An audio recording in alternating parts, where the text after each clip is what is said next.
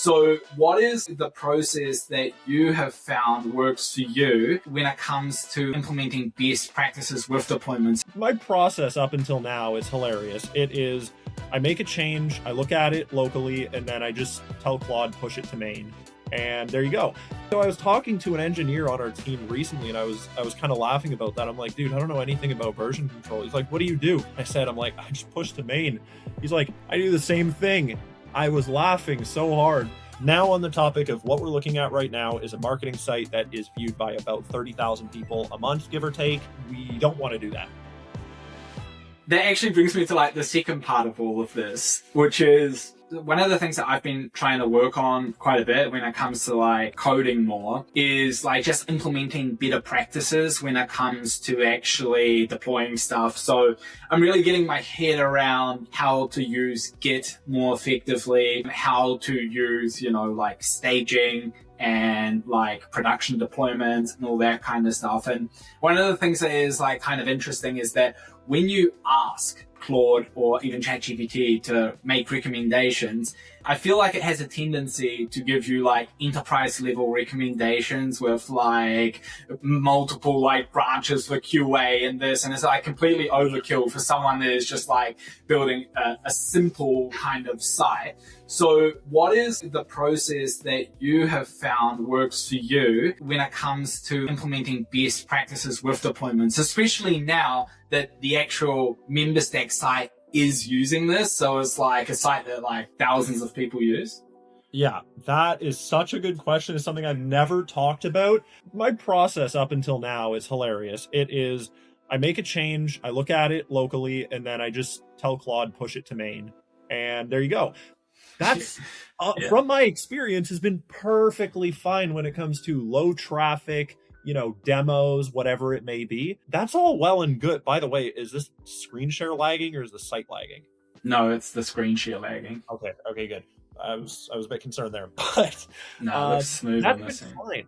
And I've been talking about for months, I'm like, I gotta learn version control. I gotta get better with Git.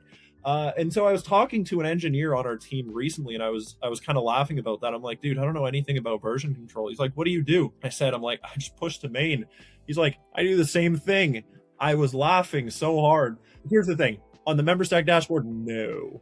But on the projects that I was working on, and on the projects that most vibe coders are working on, that's probably what an engineer would do as well. They would look at it locally and they would just push it to main and hope for the best, because what's the worst that can happen? Do you want to waste time doing something that you don't need to do? So now on the topic of what we're looking at right now is a marketing site that is viewed by about 30,000 people a month, give or take. We don't want to do that. There are things on our site that could hypothetically break that would lead to all of our business comes from a marketing site. Like push to main and hope for the best is not an option here. And so what we started doing, again, I asked the same engineer what he recommends, and I was thinking it was going to be some like long-winded, confusing process. He's like, okay, so we need test cases, basically things that automatically when you deploy it, like it checks visually, it checks functionally, and it runs tests to make sure everything is working, even things that you may have missed. For example, if I make a change right now and for whatever unknown reason, it like removes the hero section on our features page, this test is going to like throw up a big X and be like, no, we're not deploying this. You're good. So that along with feature branches. So right now I'm working on the site, you're working on the site at the same time as me. All it does is it takes the main code. I have my stuff going on, you have your stuff going on. And then once we're done, we push them to these separate branches that we can preview. Then you can open a pull request to bring that into main. And then it officially goes live on the site. So what a standard workflow would be, I want to make a new page, pop open Claude Code, make my page. Those changes are only local. Then once I'm done, it's good, it's ready to go. How do you open a pull request? How do you start a feature branch? I don't know, and I don't care. I say, Claude, push these changes and open a pull request. So then what it does is it goes into Git and it's like preparing it to then become on our live site. It runs these tests, which we've configured. We can change, we can delete, we can add new ones, whatever. And then once the tests pass, I can just say, merge it with main, and then it merges it with main. And something I thought was funny here. So a lot of vibe coders, a lot of no code builders, a lot of people have imposter syndrome, myself included. Like I'm developing big projects now, but if I'm talking to a genuine engineer developer, I'm not going to sit there and say I'm a developer. I don't feel like a developer. I don't feel worthy of claiming such a title. But the thing about imposter syndrome is that usually when you talk to people who are experts in that, you kind of start to realize you're like, oh, they're similar to me in a lot of ways. They have their own expertise, don't get me wrong. And so I'm like, something you might be wondering is like, well, what happens if I open a new feature branch and you open a new feature branch and they conflict with each other? I'm like, how do you prevent that from happening? He's like, the goal is to try and push yours faster so that the other person has to deal with that problem. Yeah.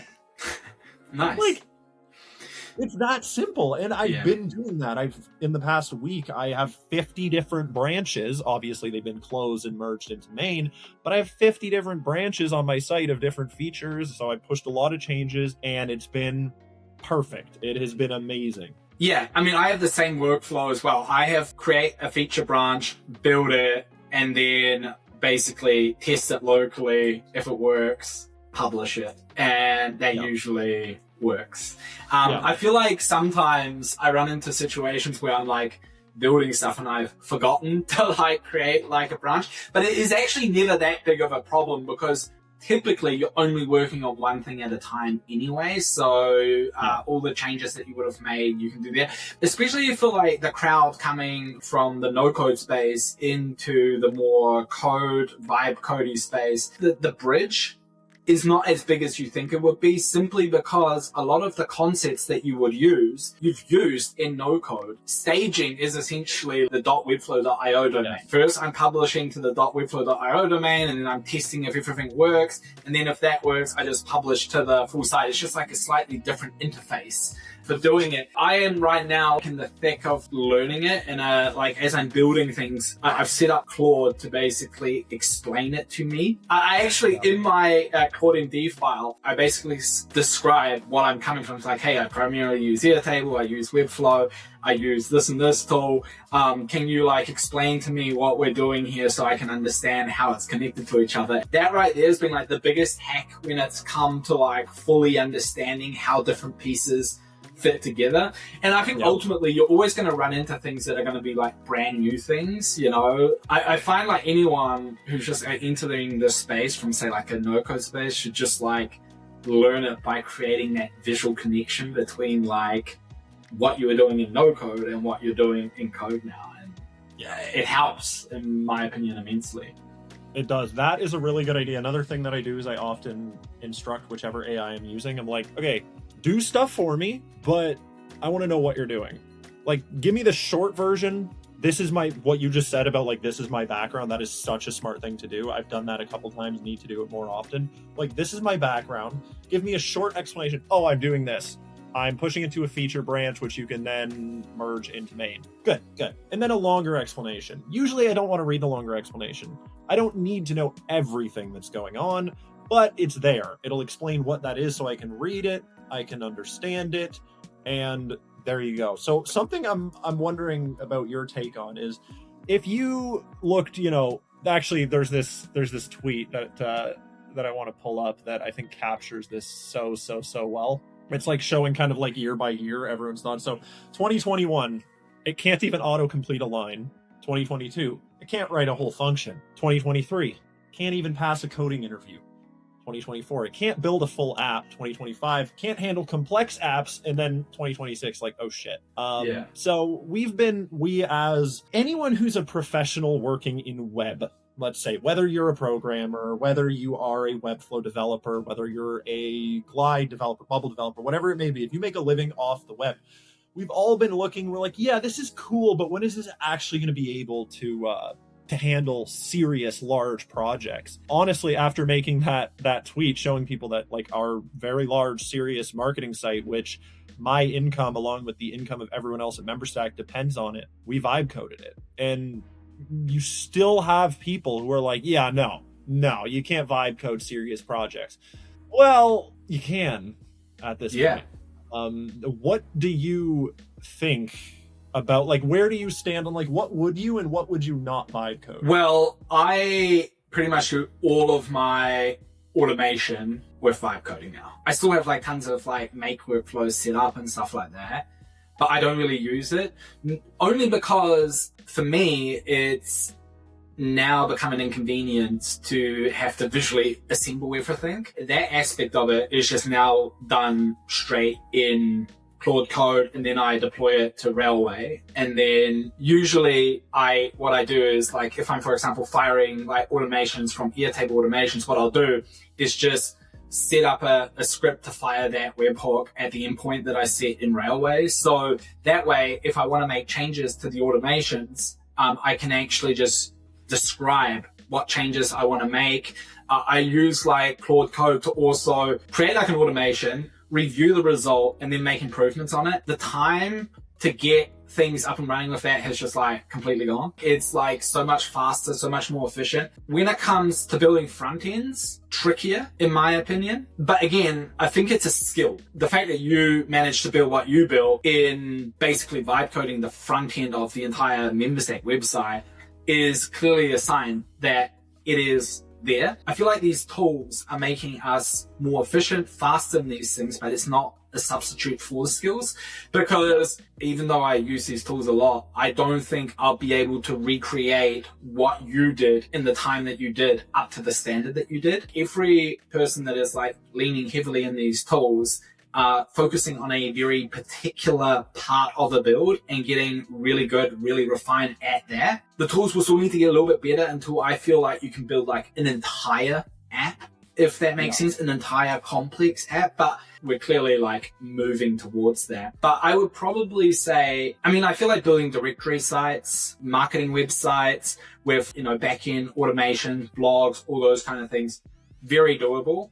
I mean, probably to some extent even apps. I mean, like, I don't really use Lovable or V0 that much, but I did log into Lovable the other week just to kind of see what kind of upgrades they've made. And I mean, their stuff has clearly gotten like way, way, way better as well. So, yeah. I mean, like, the starting point is just completely different than it was a year ago. As the tools are getting better, it will be so much easier to basically build more and more complex things. But it really comes down to like the skill set that you're developing as you're going, and like what particular skill you're like honing in on. For me, what I am finding is kind of like an interesting one is it's not so much learning the actual skill of like creating the front end or the back end or Supabase. For me, the skill set to develop is understanding like the product development process way better, because the better you get at that, the way better your understanding is of things like Git and feature branches and this and that, the more in control you'll be of your site. And then you're not at the mercy of, your AI agent just spinning out and doing whatever it wants. Yeah. That is what I consider to be like the main risk right now. But if you, for example, said, all right, I'm going to go and try and build out a new feature on the MemberStack site, and I'm going to add a chatbot or whatever in there, and you start building it, you don't have good product development processes, like the chances that you're going to get anywhere with it is very low, especially if you don't describe what you want very well. But if you have a good understanding of like, all right, how do I create like Git branches? How do I like deploy properly? Then that you're developing a skill set that allows you to take multiple shots at something without the risk of like derailing your entire project as a whole. So that's kind of what my feeling is on it. And the better you get at that, the more complex builds you'll be able to make. And honestly, that is exactly why I feel like the people who have had most success with these tools are primarily developers. You don't see that many vibe coders building full-on production apps, but people clearly are. It's not primarily because they know what code they're looking at, even though I'm sure that's a part of it. I think it's because they have a really good understanding of the process to go from idea to something being deployed in a safe and scalable way. That is the skill that needs to be developed, and that is ultimately what will determine how complex of a thing you can build in the long run. I have a very similar take, and mine is, I guess, a bit more simple. Now, the challenge isn't knowing how to build something, it's knowing what to build and what not to build. So obviously, okay, I want to build a marketing site. Fine, anyone can say that. And also the ability to articulate what you want to build. If you look, a lot of people have seen the site, they're like, I don't get those results when I do this. What are you doing different? A lot of people ask me, like, what are your prompts? Send me some prompts. My prompting is a joke. Like, I will literally speak in like hilarious like slang terms. Like if Claude does something good, I'm just like, oh, yeah, bud. Like the Canadian slang just comes right out. I don't have any sort of prompting. But the thing is, when you look at a site or a product or a whatever that I vibe coded, I outlined all of that. If you look at our homepage, I didn't just say make a homepage for MemberStack. I thought about, and a lot of the things that I thought about were decided upon through a conversation with Claude. You know, the hero having these 3 different animations in this order, the header talking about this specific thing. Yeah. I didn't just say, Claude, build me a homepage. I said, build me a navigation that has these things in them. I want it to work in this way. I can see it. I can say, no, that's not what I want. I want you to do it in this way instead. That, to me, is the superpower, is being able to do that. And that's why when people talk about developers getting replaced, anything like that, developers have a hard skill, and that is writing code. But you are only a code monkey if all you know how to do is write code. And if that's the case, yeah, you are going to be obsolete. But 90+% of developers, in my opinion, are extremely intelligent people who are able to take a look at what they want to build, what their client wants them to build, and articulate that at least into code. Now they have to articulate that into human language in order to get the code written. In my opinion, if you know what you want to build, then, and you have to know it's possible, that's another thing. For example, my wife is experimenting with vibe coding a good bit, and she uses Pinterest a lot. So, you know, for whatever, for like recipes, for outfits, for, I don't know, girl stuff, whatever they do. And she's like, I am so tired of like, everything's like AI slop on Pinterest. Now, I love AI, don't get me wrong, but like, if I'm looking up a recipe for pasta, I don't want to have an AI generated picture of an AI generated recipe. Like, I want real food that real human beings are eating, right? Mm-hmm. And so she had an idea. She's like, something that would filter all of that out. That's a similar idea to what a lot of people would have. And it's a good idea. She knew what she wanted to build. However, the reason why that wouldn't work is because it's not technically possible. How would it detect what is AI, what isn't AI? Is it using visual clues? Is it using text? What's it using? And so that's the difference between someone who doesn't yet know what they're doing and someone who does know what they're doing. In my opinion, the person who doesn't know what they're doing is going to become the person who knows what they're doing by building this stuff out. Because if you go into Claude Code right now and you're like, make me something that does this, it's not going to tell you. And this is something, I guess, it's good, but it's bad about AI. It's going to do its best to do what you asked, even if what you asked is not possible. And so the more you learn what is and isn't possible and how it works. And so developers, programmers, by trade developers, they are people with a magnificent mind for knowing how they should do what they should do, how to articulate that, and what they shouldn't do, more importantly. And that's why they're so efficient. And that's why you see, I mean, most code being written today is being written by AI on large code bases at Facebook, at Amazon, at Google. Claude Code, you know how they're building Claude Code? With Claude Code, you know? But like, I don't think, you know, my wife can go and join the Anthropic engineering team and improve Claude Code because she doesn't know how it works. I can't. You know, 100%. When people want to hire me to like build stuff for them, a lot of them are actually hiring me to translate what their ideas are into something that is actually feasible, which is actually like an interesting one, because the fact that AI tools try to do what you ask it to do at all times, even if it's not possible, is exactly what leads people astray. You know, it's like exactly that it's like now suddenly you're ending up with something that is nowhere near like what you described, but the translating the idea into all of the building blocks that lead to the final outcome is where I'm just kind of, this is where like AI tools kind of need to change or improve a bit, but this is exactly where that technical knowledge comes into place. And to be honest, I don't even know how close we are getting to the point where it can like take someone who is completely non-technical and translate it into like something that is fully workable. Like they'll get something going for sure, but like big scalable projects still feel like that we're like a little bit away from it. I feel like at the moment, like the non-crowd folk, we're kind of probably like the bottom of the barrel when it comes to like technical ability in order to really create something. But again, I don't know. I mean, I've seen someone 7-year-old kid apparently build an app on LinkedIn, so you never know. I mean, it's just like a perspective on things. But can I just ask you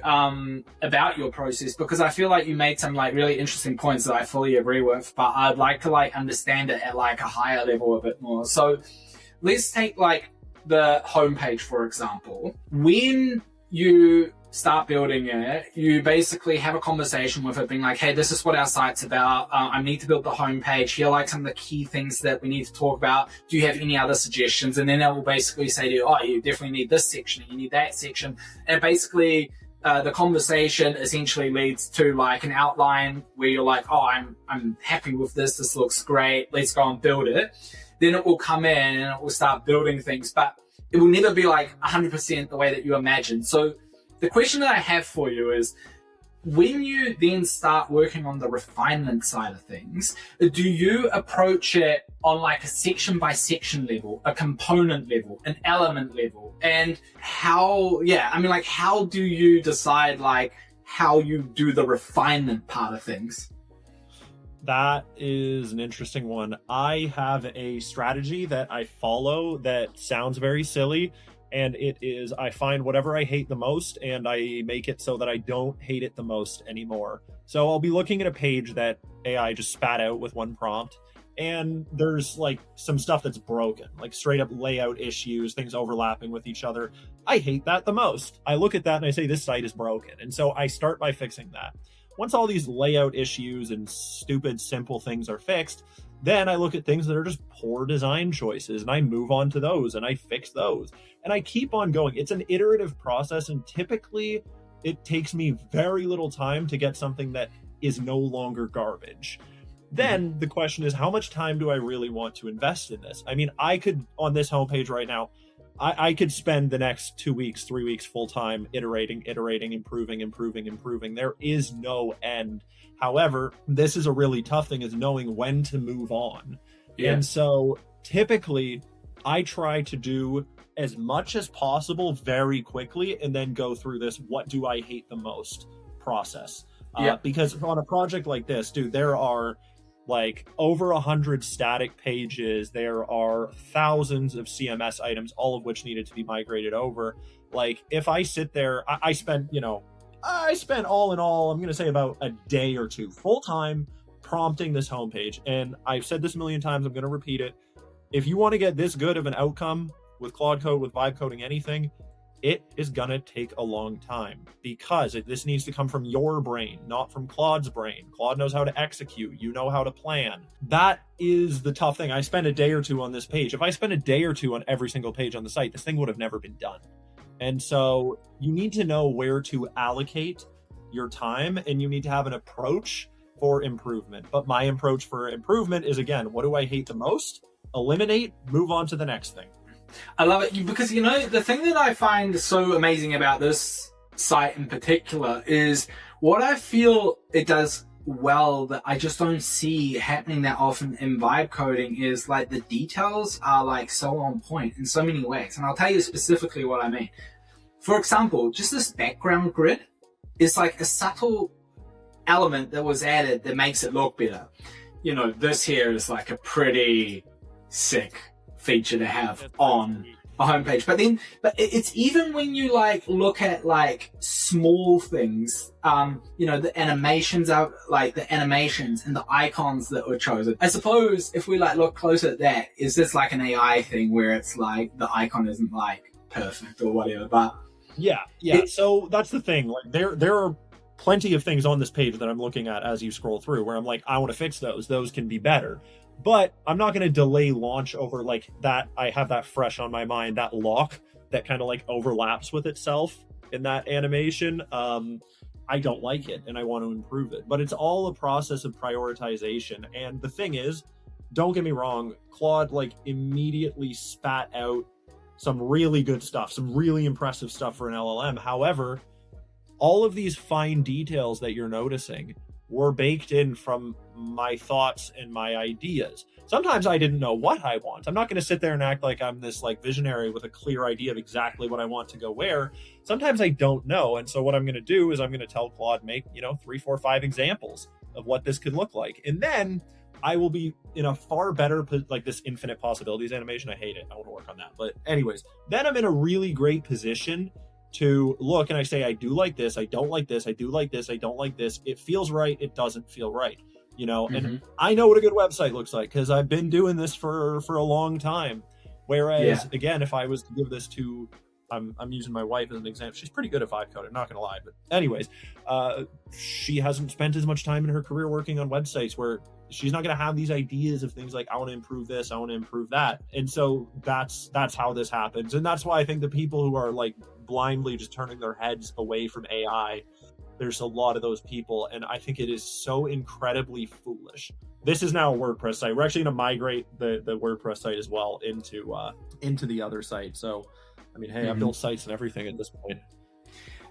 Yeah, I mean, I fully agree with you. It's like when you're the cook in the kitchen, you'll always find something to improve. But to me, it's like very, very polished. But it's like good to know that it's like a time thing. It's like it's just a matter of like putting the time in to make it look good. I don't want to get into it now, but I'd be like super interested in like that entire migration progress. And I would also like to know what like Tyler and Duncan had to say about all of it, because migrating away from an established marketing site that drives your traffic is a pretty big decision. I feel like that in itself is like an hour-long conversation, but I'd be super keen to hear about like what the approach was, you know, how you like prioritize what gets done and stuff like that. Because man, like even migrating from one Webflow site to another domain is like, you know, there's work to be done, to say the least. Yeah, and it's scary. It's scary. Like when you're a company like us where your entire revenue depends on this marketing site, like it's no laughing matter. It's nothing to, you know, just skip over and be, it'll work, it'll be fine. So actually I recorded a video. It's probably going to go live today, probably in like 20 minutes actually, where I went through how this decision was made, why this decision was made, what led to this, and all that stuff. It's going to be linked in the description for anyone watching this. But I do think that I would love to give you kind of like a snapshot view of how all that stuff went. Along with that, I do want to quickly propose, I see the time now, and so we're not going to do this today, but I would love to, with you, perhaps next week, have you do a build in the same way that I do a build, and I will walk you through everything that I do, because here's the thing. I don't want to toot my own horn, and I also don't want to underestimate myself. I use Claude Code a lot. I've used Claude Code a lot.